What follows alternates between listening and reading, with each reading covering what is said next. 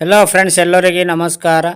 Kannada life ಸ್ಟೋರಿನಿಂದ ಪ್ರತಿಯೊಬ್ಬರಿಗೆ ತುಂಬ ಧನ್ಯವಾದಗಳು. ಈ ಪಾಠವನ್ನು ನಾನು ಯಾವುದೇ ಕ್ಲಾಸ್ ರೂಮಿನ ಒಳಗಡೆಯಲ್ಲ, ಬದಲಾಗಿ ಅವರ ಮಾರ್ಗದರ್ಶನದಲ್ಲಿ ಜೀವನ ಪೂರ್ತಿ ಕಲಿಯುವವನಿದ್ದೆ. ನನ್ನ ಶ್ರೀಮಂತ ಡ್ಯಾಡ್ ತಮ್ಮ ಮೊದಲ ಪಾಠವನ್ನು ಮುಂದುವರಿಸುತ್ತಾ ಹೇಳಿದರು, ಹೌದು, ನೀನು 10 ಸೆಂಟ್ ಸಂಬಳದಿಂದ ಬಹಳ ನಿರಾಶನಾಗಿದ್ದಿ ಎಂಟೊಂದು ನನಗೆ ಖುಷಿ ಕೊಟ್ಟಿತ್ತು. ಒಂದು ವೇಳೆ ನೀನು ಈ 10 ಸೆಂಟಿನಲ್ಲೇ ತೃಪ್ತಿ ಹೊಂದಿದ್ದರೆ ಪ್ರಯಾಂಶ ನನಗೆ ನಿನ್ನ ಪಾಠವನ್ನು ಮುಂದುವರಿಸುವುದು ಆಗುತ್ತಿರಲಿಲ್ಲ. ನೋಡು, ನಿಜಕ್ಕೂ ಕಲಿಯುವಾಗ ಶಕ್ತಿ, ಉತ್ಸಾಹ ಮತ್ತು ಉಕ್ಕಿತ್ತಿರುವ ಬಯಕೆಯ ತೀವ್ರತೆ ಇರಬೇಕಾಗುತ್ತದೆ. ಕೋಪ ಈ ಫಾರ್ಮುಲಾದ ಒಂದು ದೊಡ್ಡ ಭಾಗವೆಂದು ಹೇಳಬಹುದು. ಯಾಕೆಂದರೆ ಉತ್ಸಾಹ ಬಹುತೇಕ ಮಂದಿ ಸುರಕ್ಷತೆಯ ದಾರಿಯನ್ನು ಹುಡುಕುತ್ತಾರೆ. ಅದರಿಂದ ಉತ್ಸಾಹ ಅವರಿಗೆ ದಾರಿಯನ್ನು ತೋರಿಸುವುದಿಲ್ಲ, ಅವರಿಗೆ ದಾರಿ ತೋರಿಸುವುದೇ ಅವರ ಭಯ. ಹಾಗಿದ್ದರೆ ಅವರು ಕಡಿಮೆ ಸಂಬಳದ ಕೆಲಸ ಮಾಡಲು ಒಪ್ಪಿಕೊಳ್ಳುವುದು ಅದಕ್ಕೋಸ್ಕರವೇ ನಾನು ಕೇಳಿದೆ. ಹೌದು, ಶ್ರೀಮಂತ ಡ್ಯಾಡ್ ಹೇಳಿದರು.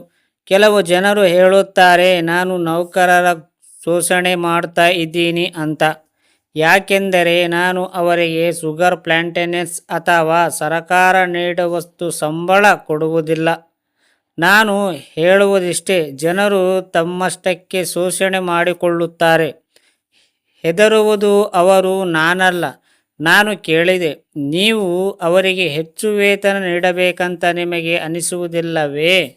ಸಿಕ್ಕಿದರೂ ಅವರ ಸಮಸ್ಯೆ ಪರಿಹಾರವಾಗುವುದಿಲ್ಲ.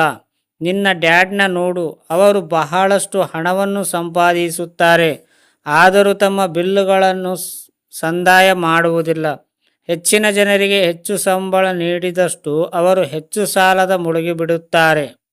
ಹಾಗಿದ್ದರೆ ನೀವು ಅದಕ್ಕೋಸ್ಕರವೇ ಒಂದು ತಾಸಿಗೆ 10 ಸೆಂಟ್ ಸಂಬಳ ನೀಡಿದ್ದೀರಿ. ನಾನು ನಗುತ್ತಾ ಹೇಳಿದೆ, ಇದು ಪಾಠದ ಭಾಗವಾಗಿತ್ತೇನೋ.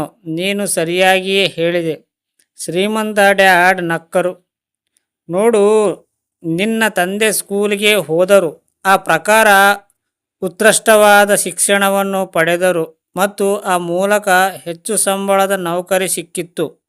ಆದರೆ ಈಗಲೂ ಪಾಪ ಅವರಿಗೆ ಹಣದ ಸಮಸ್ಯೆ ಇದೆ. ಯಾಕೆಂದರೆ ಅವರು ಸ್ಕೂಲ್ನಲ್ಲಿ ಹಣಕ್ಕೆ ನಿಜಕ್ಕೂ ನಾನು ಶಿಕ್ಷಣ ಮತ್ತು ಆಜೀವ ಪರ್ಯಂತ ಕಲಿಕೆಯನ್ನು ಮಾಡುವ ಭಾರಿ ಸಮರ್ಥನೆ ಮಾಡುವವ. ಆದರೆ ಸ್ಕೂಲಿಗೆ ಹೋಗುವುದು, ವಿಶೇಷವಾಗಿ ಕಾಲೇಜಿಗೆ ಹೋಗುವುದು ವ್ಯಕ್ತಿಯ ದುಸ್ವಪ್ನವಾಗಿಬಿಟ್ಟಿದ್ದರೆ ವಿದ್ಯಾರ್ಥಿ ಲೋನುಗಳನ್ನು ಸಾಲ ರಿಕಾರ್ಡ್ ಮಾಡುವ ಮಟ್ಟಕ್ಕೆ ಹೋಗಿಬಿಟ್ಟಿದೆ. ಅದರಲ್ಲಿ 4.4 ಕೋಟಿ ಅಮೆರಿಕನ್ಗಳ ಮೇಲೆ 1.3 ಬಿಲಿಯನ್ ಡಾಲರ್ನ ಸಾಲವಿದೆ. ಮತ್ತೊಂದು ಹೇಳುವುದು ಟ್ರಿಲಿಯನ್ ಬಹಳ ದೊಡ್ಡ ಮೊತ್ತವಾಗಿರುತ್ತದೆ ಅಂತ. ಮುಂದಿನ ಸ್ಟೋರಿ ಮುಂದಿನ ಎಪಿಸೋಡಲ್ಲಿ ಹೇಳ್ತೀನಿ. ಇಲ್ಲಿಯವರೆಗೆ ಕೇಳಿದ ಪ್ರತಿಯೊಬ್ಬರಿಗೆ ತುಂಬ ಧನ್ಯವಾದಗಳು.